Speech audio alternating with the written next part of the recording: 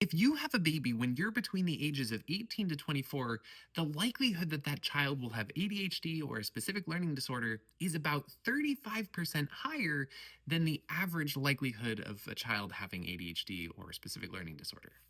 And if that statistic scares you or evokes an emotion, it's because it's presented in a way that's supposed to do that.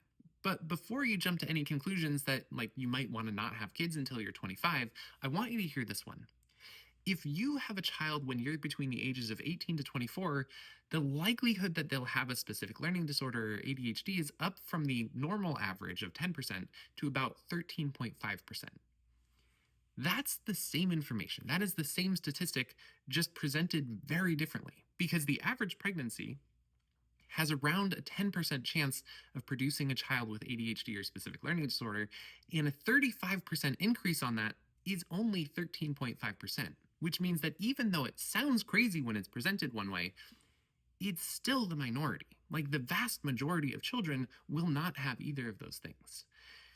And the point of all of this is that when you hear statistics and they evoke a strong emotion, it's probably because they're being presented to do that.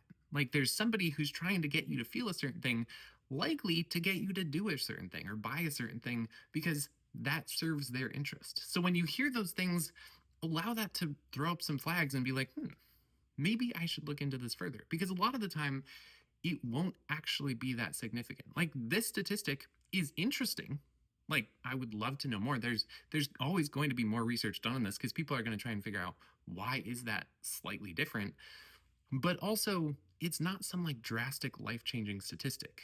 And that is the case for most research on things like this.